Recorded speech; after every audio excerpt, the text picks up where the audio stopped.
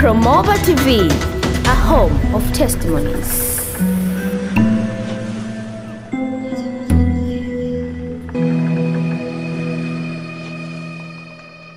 Mtazamaji lakini pia msikilizaji ambao unaendelea kufuatilia ushuhuda huu, nafikiri unajifunza vitu vingi sana kutoka kwa mtumishi wa Mungu Bishop Nyisak Yuda Chaula.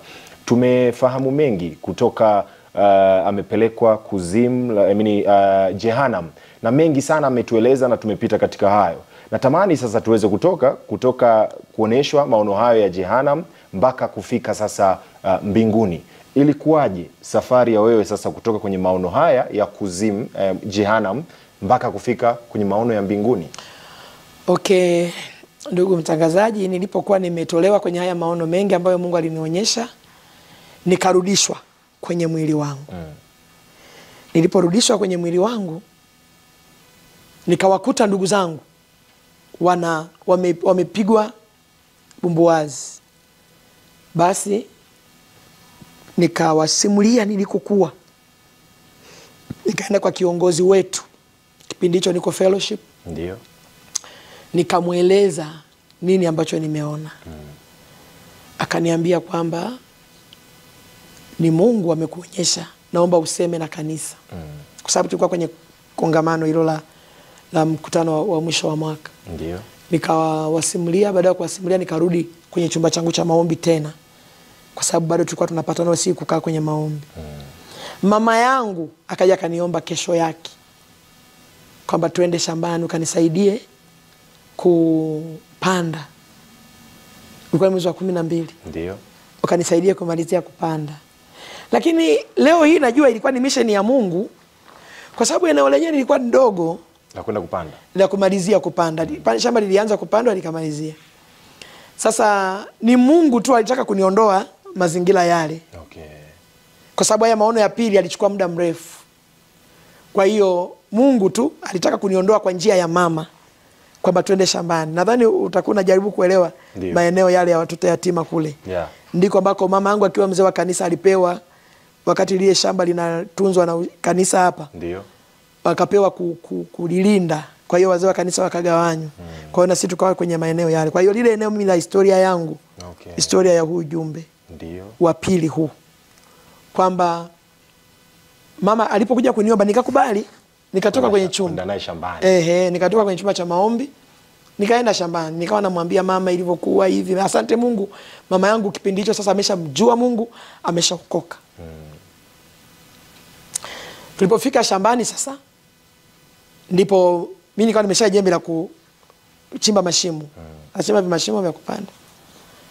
Mama anaweka mbegu. Muda hii ilikuwa ni asubuhi sasa. Na hapo mlikuwa ni wewe na mama? Mimi ni tu na mama. Hii ni asubuhi tu. Ilikuwa kama saa 2 tumefika hapo shambani.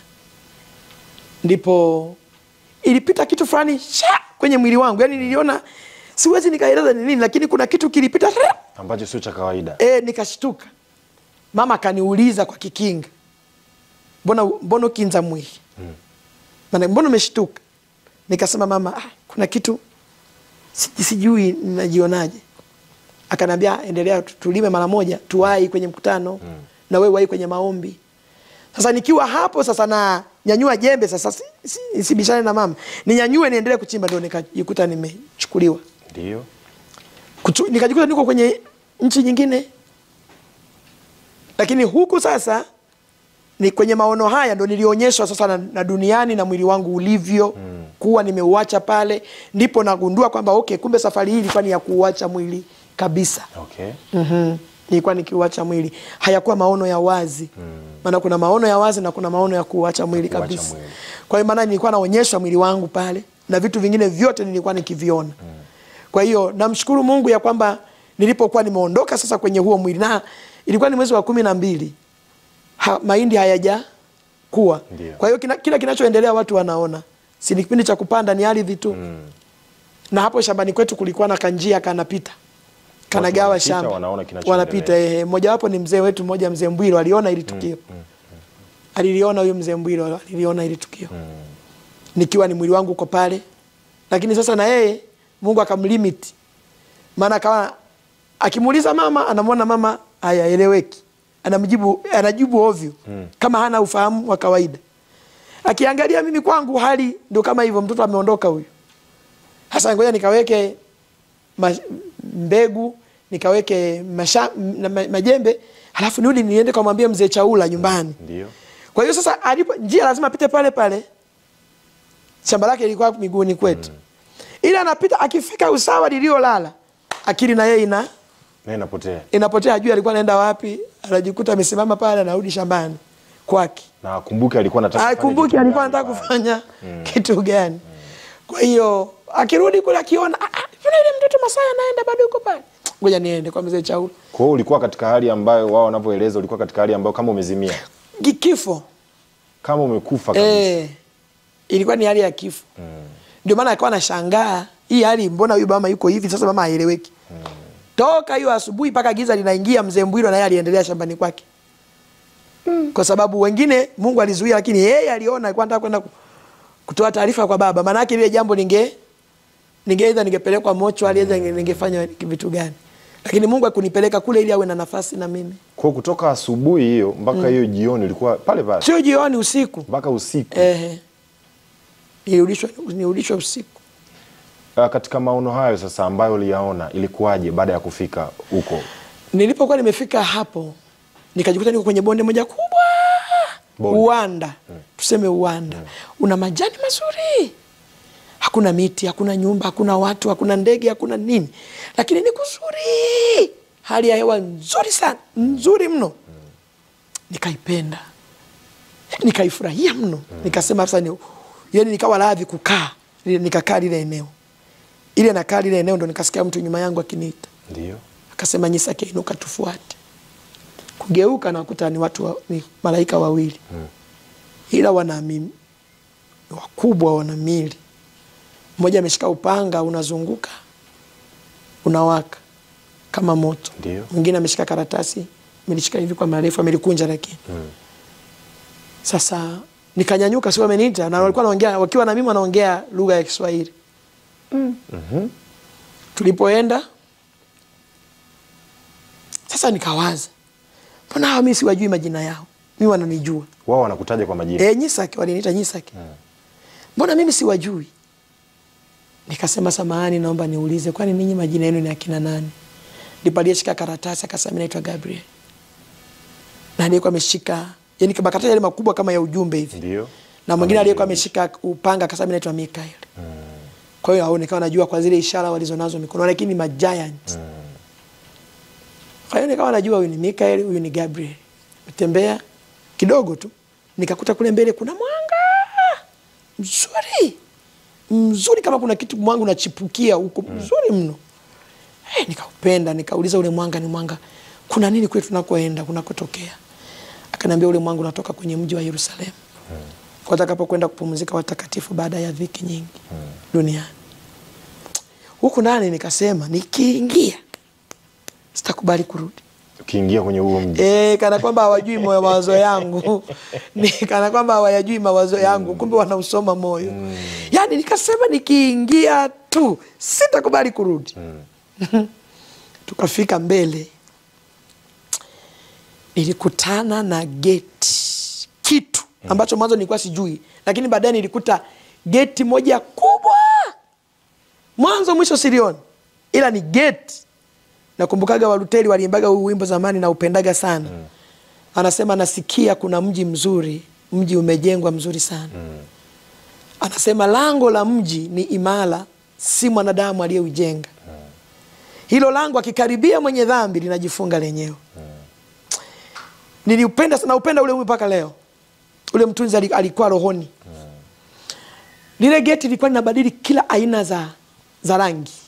Linabadili rangi zingine hata sijui kuduniani, lakini nzuri. Na halijatengenezwa kwa mbao wala nini, ni vito vya thamani vitupu. Tuliposogea lile lango likajifungua. Lilipojifungua, kando ya lile lango nilikuta kuna mtu mmoja ndani. Sasa kuna mtu amekaa mzuri mno, amekaa kwenye kiti, ana nywele zake ndefu amezibana nyuma, ziko zinang'aa kuliko dhahabu. mwili wake, vazi lake ni pana, limetanda huku mbele, amejifunga mshipi kiunoni. Mzuri, yani ni mzuri. Yule mtu akatabasamu alipokuona. Alipotuona sasa sisi tunaingia pale akatabasamu. Nijikuta nafurahia ile tabasamu. Najisahau hata niko wapi. Kiukweli alikuwa ni mtu mzuri sana, amekalia kile kitu na chenye kile kitu kinabadili kama yale mageti rangi. Ndipo pale akaanza kuongea na hawa malaika lugha ambayo mimi sijui. Okay. Akaongea lugha. Mimi sasa nikabaki kuangalia. Sasa sielewi hawa. Niwaache na lugha yao. Mimi nianze kwa mbinguni kuzuri jamani. Mbinguni kuzuri. Mimi ndio maana namwambiaga shetani piga huwa garagaza. Atumie chochote kwangu hapa kwa yale niliyoyaona. Sirudi nyuma. Amen. Yaani atumie chochote. Sirudi nyuma. Amen. Hakuna lugha itakao nirudisha. Hakuna neno, hakuna tendo itakalo nirudisha. Amen. Ni mji mzuri. Mzuri. Umetengenezwa kwa madini matupu. Hakuna jua, hakuna mwezi. Hakuna mawingu. Hakuna baridi, hakuna joto. Yaani hali ya hewa ya kule ni ya hali ya tofauti kabisa. Kuzuri mno. Kuzuri mno. Mno. Sasa alipomaliza kuongea nao, ndipo akatupa mkono kama ishara ya kutusalimia. Huko anatabasamu lake. Sasa akatoka pale, nikawa naangalia uelekeo, anaelekea wapi na wale malaika, na kawa nawafuata. Sasa kule hawatembei kama huku tunapotembea 1 2. Yaani kule ili kunyanyua mguu hivi, huko kwingine. Kipiga hatua moja. Yaani ukinyanyua mguu kama unaenda mahali huko kwingine. Kwa hiyo nikajua nimetoka ile eneo tuko sehemu nyingine. Nyingine kabisa. Na kwenye ni kuzuri mzuri, ila tulipelekwa kwenye jengo sasa. Jengo moja kubwa mno. Kubwa. Limetengenezwa kwa madini. Sasa ile madini mimi sio mtaalamu wa madini, hata sijuagi ni madini gani, ila yanang'aa kupita vioo. Yanang'aa kupita vioo. Na kulikuwa na viti vingi. Havina idadi. Vinabadili kila rangi. Sasa sikuona mtu kwenye lile jengo, isipokuwa kulikuwa na mwanga mzuri. Ndio. Yaani manukato mazuri. Sasa ile katika kuuliza ndo ananiambia kwamba hapa, nikasema huu mji umetengenezwa hivi ni kwa ajili gani? Yaani sijawahi ona mji kama huu. Pamoja na kutembea kwangu kwengi hivi, sijaona. Yaani hivi nazungukaga huko Marekani huko wapi, na hamna mji kama huu.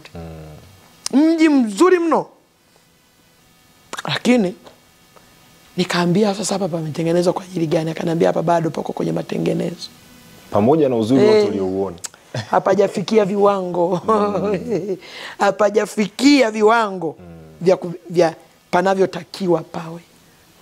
Akaniambia nipo mahali ambapo ndio eneo ambalo litatumika kuwavika taji watakatifu. It means mpaka leo akina Paulo hawajavikwa taji. Okay. Wote watumishi kutoka huko Ibrahim hawajavikwa taji mpaka sasa. Wote hawajavikwa taji.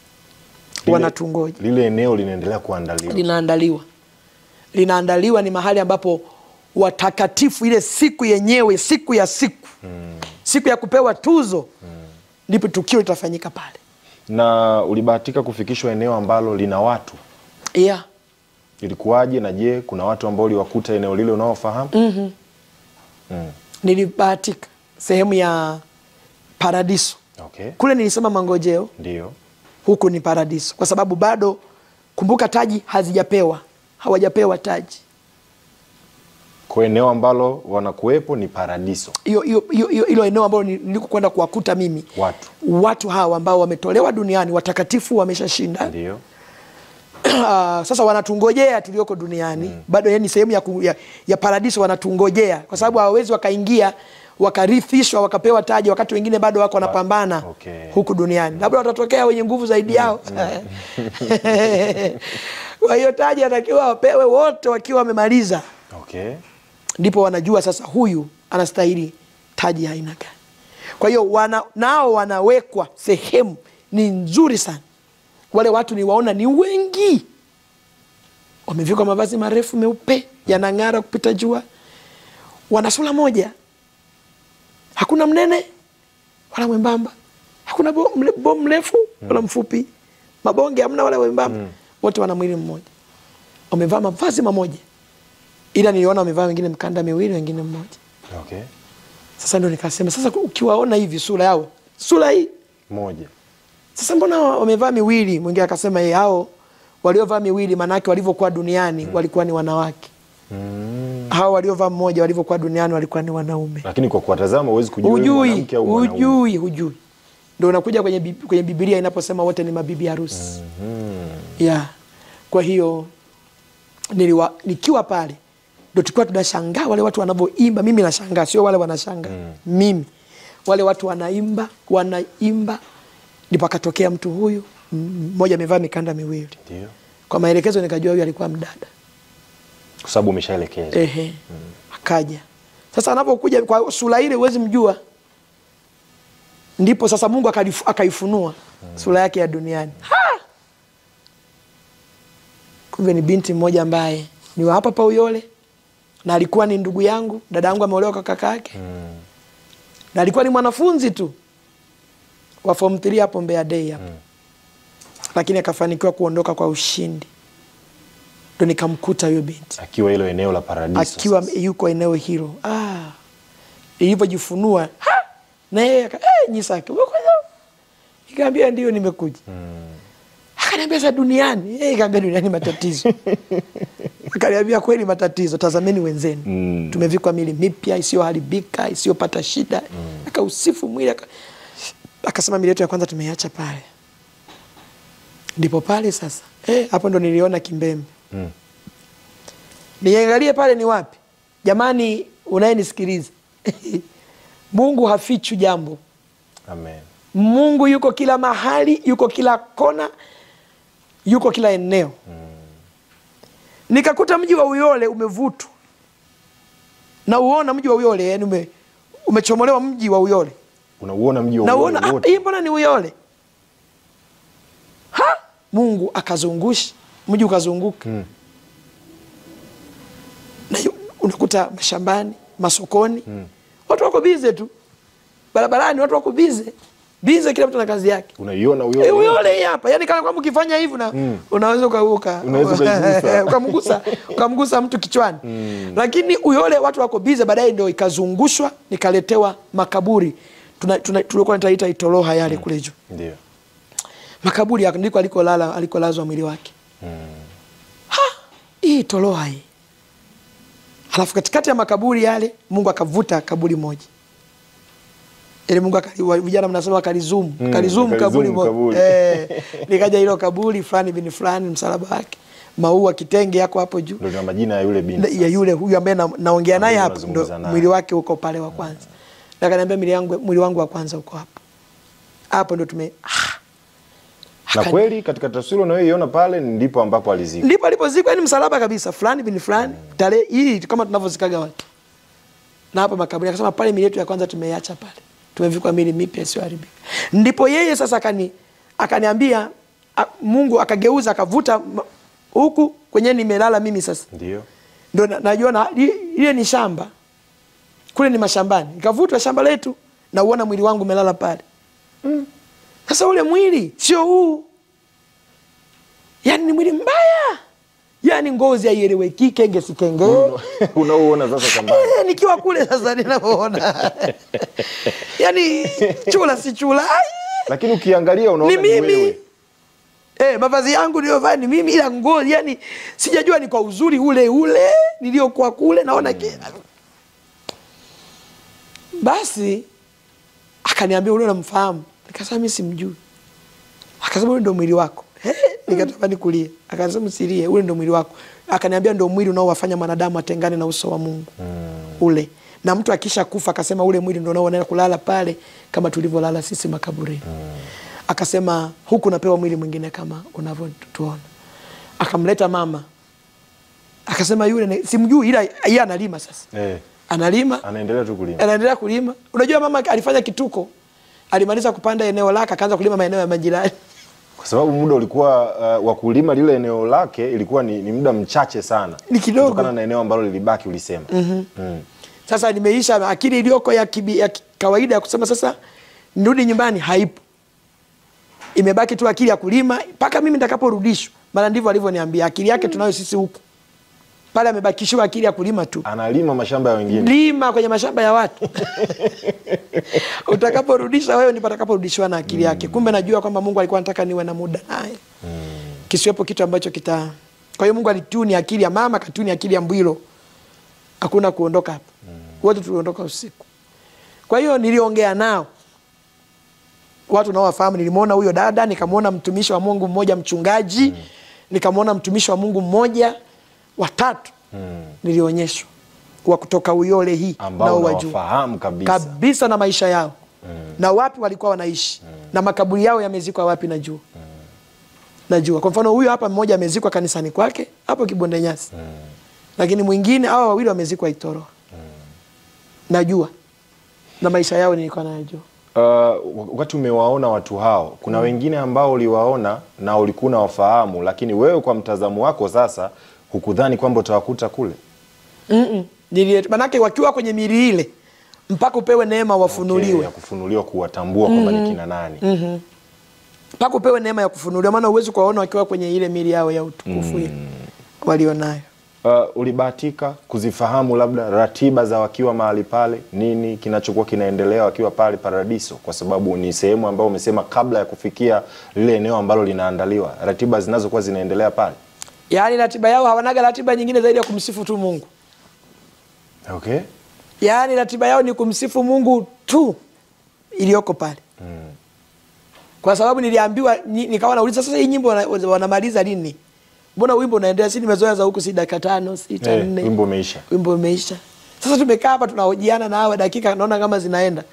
Wimbo akaniambia kwamba wimbo wa huko hatuimbi kama mnavyoimba duniani. Kwa hiyo wakati mnaendelea na yale mahojiano, wao wanaendelea kuimba. Wanaimba. Wimbo unaonekana kama tuni ni ile ile. Yaani hauishi. Tuni ile ile. Yaani wakipunga mikono hivi. Wakiinama. Wanaimba. Wanaimba mno. Lakini uone wamebadilisha tuni hapo kama tuingie wimbo wa pili. Yaani ni kuimba non stop. Na katika maeneo tofauti tofauti ambayo umekuwa ukizunguka kuwaeleza ushuhuda huu, unakutana na changamoto zipi?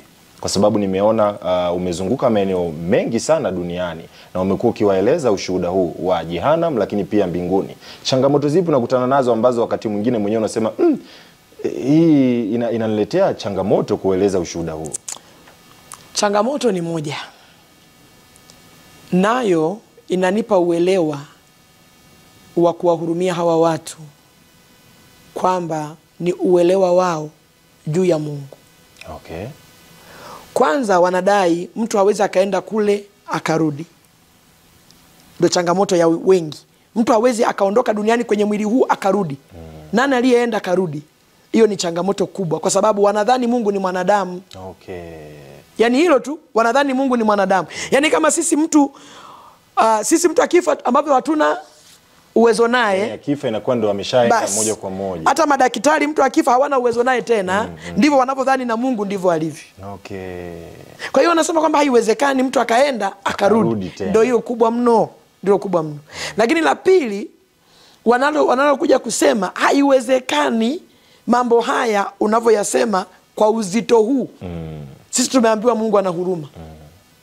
Tumeambiwa kwamba ni Mungu mwenye huruma. Kwa hiyo haiwezekani kabisa Mungu kuwachoma watu wake. Hasa wanasahau kwenye Biblia. Biblia inazungumza kitu gani? Na wapo wanaokufesi kabisa wanakuambia haiwezekani. Wengi tu. Anakuambia haiwezekani. Anakuambia haiwezekani. Kama Mungu yani Mungu anaanzeje kuwachoma watu wake? Wanasahau Sodoma na Gomora Mungu aliangamiza. Wanasahau Biblia inasema kwamba mbingu za sasa na nchi za sasa zimewekwa akiba kwa moto. Kwa hiyo mimi yote changamoto zao hizo najua kwamba ni kukuto kulielewa neno. Neno linasema nini? Na wengine wanadai kwamba sisi wachungaji wetu mbona hawajawahi kutuambia haya mambo. Sasa waambie wameonyeshwa wao. Sijui. Kwani mbona wachungaji wetu sisi hawajawahi kutuambia? Sisi hatujawahi, ukubwa wangu wote huu sijawahi sikia mimi mambo kama haya. Sasa Biblia unaoisoma, unasoma Biblia kweli? Biblia unaisoma? Unaielewa? Maana mimi nimeletwa sio kuanzisha kitu kipya, nathibitisha kile kilichomo ndani kwenye maandiko. Ya maandiko. Sasa maana yake yote inaonyesha ni kitu ambacho watu hawajui nini? Maandiko. Kuto kujua maandiko. Katika ushuhuda huu Bwana amejizalia maelfu kwa maelfu. Amen. Maelfu kwa maelfu. Amen. Ambao wamesimama na Mungu. Amen. Pande zote na wanaendelea kusikiliza. Yeah. Na wito wako sasa ni upi kwa wale ambao wanatutazama lakini pia wengine wanatusikiliza, ikiwa wewe Mungu alikupa neema na kuyaona maono haya, una kipi ambacho unaweza ukazungumza nao? Ushuhuda huu ni mrefu sana. Lakini ninachotamani kuongea na wewe unayenisikiliza, elewa mbingu ipo na jehanamu ipo. Na kuna maisha baada ya kifo. Yako maisha baada ya kifo. Na haya maisha huyachagui baada ya kifo, unayachagua kabla ya kifo. Sio kwamba utafika mbinguni ndio utaambiwa chagua, kama zamani tulikuwa naambiwa ukifika utakwenda njia panda mbili, utaambiwa chagua kulia au kushoto, njia pana au nyembamba. No. Haya maisha unayachagua leo ukiwa hai hapa duniani. Yaani hii njia hii utakapoondoka ndio unaendelea kuipita hiyo mpaka kufika kule ulikokuwa naenda. Lakini pia nikusihi, mbinguni hawaingii walegevu. Amen. Kuna watu wameokoka ni walegevu, mbinguni hawaingii walegevu. Kwa hiyo usije kujishangaa mbona mimi niliokoka mbinguni sijaingia. Ulegevu umekufanya uingie hapo. Mbingu ni ya wenye nguvu, ni watu mashupavu. Lakini nikwambie wazi kwamba maisha ya haya, toka nimeona haya maono na yale mateso yaliyoko kule milele na milele, sitamani miaka yako ya kuishi duniani 80 ikupotezee umilele. Yaani miaka 80 ya kuishi duniani, tena kuishi 80 tunasema wewe ni mzee. Sana. Leo hii mtu anakufa miaka 45. Mtu anakufa miaka 30. Miaka 30 ikupotezee miaka ya umilele na milele. Anasa za dunia zinapita na mambo yake yanapita. Amen. Lakini neno la Kristo halipiti. Amen. Na Biblia inasema kwamba wengi watatamani kuingia lakini wasiweze. Kwa hiyo jitahidi sasa kutafuta uso wa Mungu. Amen. Tuko kwenye changamoto kubwa sana ya tuseme kama biashara unasema kwamba soko huria la madhabahu. Tuko kwenye masoko huria ya madhabahu. Na hiki kitu kitawaponza watu wengi kwenda jehanamu. Ndio. Pamoja na masoko huria ya madhabahu, neno la Mungu halijawahi haribika. Amen. Hawa wengine watakuja watafute ili wapate pesa, ili wakusonge wewe wapate pesa. Alafu utakapokufa utajuana wewe. Ndio kama hivi tunasikia wengine, mimi sina shida na utakatifu wako, utajua wewe, mimi niletee pesa yako. Anasema kilichoko kwenye moyo wake. Yuko sawa, ndicho anachokisema. Sasa wewe hapo unaamua nini? Unachagua nini? Wenye dhambi mbinguni hawaingii. Wachafu mbinguni hawaingii. Wanaoingia ni waliofua mavazi yao kwa damu ya mwana kondoo. Amen. Hao ndio wanaoingia. Amen. Kwa hiyo fanya ufanyavyo, ujue wenye dhambi mbinguni hawaingii. Amen. Sio wanaosali, no. Sio wachungaji, hivi ni vyeo tu. Ndio. Unakuta leo watu wanahangaika, haiwezekani mwanamke uwe bishop. Bishop ni cheo tu. Hii ni kazi. Biblia inasema hii ni kazi. Ni sawa na kusema dereva, anaweza kuwa ni mwanamke ni mwanaume. Kama ni mwanaume. Ni kazi. Ni kazi. Biblia inazungumza uaskofu ni kazi. Leo hii tunasimama Samia ni kazi. Alikaa Magufuli ni mwanaume, leo amekaa Mama Samia ni kazi. Na kesho anaweza kaondoka akatafuta mtu mwingine ni kazi. Ni kazi. Kuna madaktari wa kiume na wa kike ni kazi. Lakini hivi vyote hivi havitusumbui kuingia mbinguni. Amen. Wala mimi sitaingia kwa hiki cheo, no. Hii ni kazi ambayo mwisho wa siku yake naachana nayo.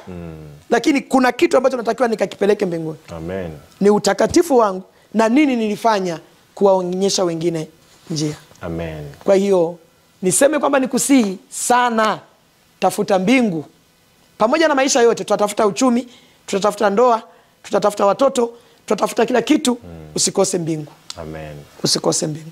Kwa wale ambao watahitaji kujifunza mengi zaidi, kwa sababu sasa hivi kuna mahali ambapo Mungu pia amekuweka kumtumikia, kwa maana ya madhabahu ambayo unatumika ya Shalom Gospel and Deliverance, wanaweza wakakupataje? Lakini pia madhabahu hii ya Shalom Gospel and Deliverance kwa mahali ambapo upo wewe ni wapi pia? Asante sana. Kwa sasa hivi Mungu ametuweka kutumika chini ya kivuli ambacho Mungu ametupatia. Amen. Kinaitwa Shalom Gospel and Deliverance. manake ni injili ya amani na ukombozi. Amen. Hii huduma inapatikana maeneo mengi. Ndio. Tanzania na nje ya Tanzania. Lakini mimi makao yangu makuu ni hapa Uyole, Mbeya, Tanzania. Amen. Na ndiko niliko. Na ukifika tu hapa Uyole, namshukuru Mungu ya kwamba ukiuliza tu kwa bodaboda yoyote kwa Nyisa keka wapi, basi unaletwa. Ndiko ambako Mungu ametupatia kutumika. Lakini pamoja na kutumika hapa, bado naendelea kutumika kwenye injili za maeneo mbalimbali. Vijijini, mijini, ambako Mungu anatupeleka tunaenda kuwahubiria watu. Lakini hapa tunaendelea na huduma pia za kila namna, maombezi na huduma ya injili kama Mungu alivyotuwekea. Amen. Amen. Kwa wale ambao hawajawahi kubahatika kufika, najua wakifika wataona yale Mungu ametenda. Kwa kuhitimisha, tuhitimishe na hili moja kati ya mambo ambayo yaliwahi kutendeka pale Shalom Gospel and Deliverance Uyole, Mbeya, katika madhabahu ambayo Mungu amekupa kuiongoza. Yule binti ambaye alitapika nyoka. Sijui alitapika, sijui alitokwa na nyoka. Ilikuwaje? Yule binti alitokwa na nyoka kwa sababu alitoka Mtwara. Alikuwa anaishi kwenye kazi yake na alikuwa ni mtu amefungwa sana na kila kitu akiendi. Sasa akanifuatilia kwenye mtandao. Akawa ananipenda, mama mimi napenda uniombee. Siku moja akasema mama nimepata nafasi na kuja Mbeya, naomba uniombee. Basi nikamkaribisha kwa sababu wazazi wake asili ni Nonde, hapa pa Mbeya. Basi akaja kufanywa huduma. Mefanywa huduma siku ya kwanza, nguvu za giza zikalipuka. Siku ya pili akaja tena nguvu za giza, maana alifungwa sana. Siku ya tatu ilikuwa Jumapili. Sasa ilivyokuwa Jumapili akafanya huduma, amemaliza ibada, ili anaondoka, katoto kangu kadogo ka Elvis akamkimbilia. Huyu mtoto ndani yake ameweka huduma ndani. Akamwambia, dada, leo hii usiondoke, ubaki hapa hapa. Akamwambia, kwa nini? Akamwambia, wewe baki hapa mama akuombee. Kweli akatile sauti akabaki. Na yeye alikuwa na mpango wa kutoka. Alikuwa anatoka getini ili aende. Kweli akalala. Siku ya Jumatatu kawaida huwa anakuwepo muda mwingi, huwa anakuwepo kwenye maombi. Nikawa na viongozi wangu hapa, nikaomba mwenyewe ndani, nikaingia kanisani. Sasa nimeingia kanisani, tukaanza kuomba, zile nguvu zikalipuka tena. Ile kulipuka tena, ile tunaendelea kuomba, tukawa na katibu wangu mwanzo na Elia. Tunaendelea kuomba. Akatamka neno. Ndio. Akasema, Nyisake unaua nyoka wangu. Nyisake umeua nyoka wangu. Umeua nyoka wangu Nyisake. Mimi nikajua ni kawaida, ni lugha za mapepo. Kwanza shetani mwenyewe ni joka. Nikamwambia, wewe nakujua wewe ni joka, shetani toka. Na kuua kweli. Tukaendelea kupambana. Sasa mimi nikawa nimetoka nje. Si nilikuwa nafuata nini? Nirudi ndani, kuna wakina mama wachache wakawa wameingia. Walikuwa kuja kwenye maombi yao. Ndio. Basi walipoona ile kazi tunaendelea, kawa yuko kwenye hali ambayo sio ya kawaida. Yule binti katika kuendelea kuomba analalamika, nyoka wangu. Umemuua nyoka wangu. Yule nyoka alitoka kwa njia ya haja ndogo. Nikakuta anatanua miguu namna hii. Amesimama, tumemshikilia sasa hivi. Sasa anatanua, mama wengine wakawa jaribu kumbana hii miguu. Unajua tunafungaga wakiwa mapepo masumbufu. Kwamba zia karusha mateke. Sasa ile wanataka kumbana hivi, nyoka huyo akatoka. Akawa ametoka huyo nyoka. Wakina mama wengine wakawa na kimbia, wamemwachia huyo. Sasa mimi nikamwambia hapana, Evaristo alikuwepo. Nikamwambia, hebu chukueni simu.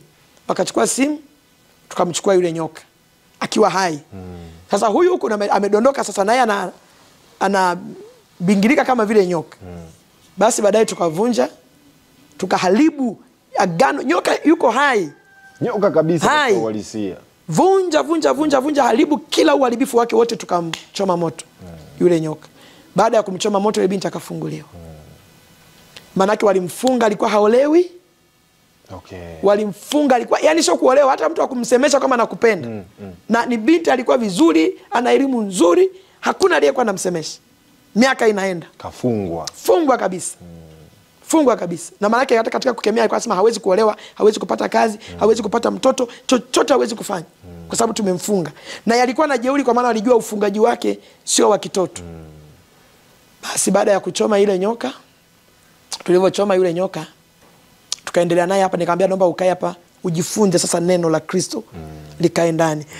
Kwa sababu wanaamini madhabahu zote zinahubiri maneno ya Mungu, lakini kuna namna Mungu anaipa hii madhabahu neema. Amen. Neema zinatofautiana. Kwa hiyo nikamfundisha, tukakaa naye tukiwa hapa mwezi mmoja. Basi akapata mchumba. Wakati yuko hapo hapa akapata mchumba, na sio hapa Uyole. Huko Mtwara alikokuwa ametokea. Wakati alikuwa kule hawakumuona. Hayupo kule. Wakamuona. Kwa hiyo akapata kijana, wakaja akachumbiwa, akafunga harusi. Sasa hivi ni mjamzito. Amen. Tunamtukuza Mungu. Sasa hivi ni mjamzito. Amen. Iko siku kitaka kunikuunganisha, nitakuunganisha naye. Itakuwa vyema. Itakuwa vyema sana. Nitakuunganisha naye. Na hata hapa kama kwa sababu ya kipindi chetu kirefu. Lakini hata hapa ningeweza kumpigia, angeitika. Kama inawezekana, japo hata kwa sekunde kadhaa tumsikie. Kwa hiyo Mungu anatenda mambo makubwa sana. Amen. Kwa sababu shetani yupo kazini. Amen. Na madhabahu isipokuwa na moto wa Mungu, shetani anatawala sana. Amen. Atawatesa watu kwa sababu kama huyu alikuwa kwenye madhabahu yake anayosali. Alikuwa kwenye madhabahu yake anayosali. Siwezi kusema kanisa gani. Lakini anaishi na mtu mwenye nyoka. Amen. Anaishi na mtu mwenye nyoka ndani. Kwa hiyo namshukuru Mungu, ni binti mmoja mzuri sasa. Anaendelea kumtumikia Mungu huko na mume wake. Maisha yanaendelea na anategemea kupata mtoto muda wowote. Amen. Yule ambaye walisema kwamba hawezi kupata mume. Kumbe mtu amekaa na lijoka limo humo ndani. Liko ndani ya mwili wake. Lijoka limo humo ndani yani unajua watu wanashindwa kuelewa. Shetani ni zaidi ya sayansi. Utendaji wa shetani ni zaidi ya sayansi. Maana sayansi hawezi kubaliana na haya. Ni kweli. Lakini shetani ni zaidi ya sayansi. Na ndio maana anaweza akatengeneza akamloga mtu hapa. Patikani kwa sasa. Oh no. Napatikani. Tutamtafuta wakati mwingine. Amen. Mungu akubariki sana, tumekuwa na wakati mzuri. Natamani yule ambaye pia ameweza kukufuatilia, ukimpatia mawasiliano yako pia kwa ajili ya huduma, maombezi na ushauri katika mambo mbalimbali, aweze kukupata katika namba hiyo. Asante. Mawasiliano yangu ni namba moja tu, ni 0755 15 71 20. Amen. 0755 15 71 20. Na hata kama kuna mwingine anayetamani kusapoti huduma hii kwa sadaka yake, anaweza katuma pesa yake kwa M-Pesa kwa namba hiyo hiyo. Yanakuja majina ni Nyisake Chaula. Okay. Amen. Ubarikiwe sana, nakushukuru sana kwa wakati wako. Amen. Mtazamaji, tuseme asante sana kwa wewe ambao umetufuatilia, umekuwa pamoja nasi tangu mwanzo mpaka mwisho. Nikushukuru sana kwa muda wako kwa kuwa pamoja nasi, endelea kuwa pamoja nasi kwa mengi zaidi. Mungu akubariki sana. Mimi naitwa Fidia Tinga na nyuma ya kamera ilikuwa ni studio bora kabisa, 4K Studio. Wamefanya kazi nzuri. Barikiwe sana. Amen.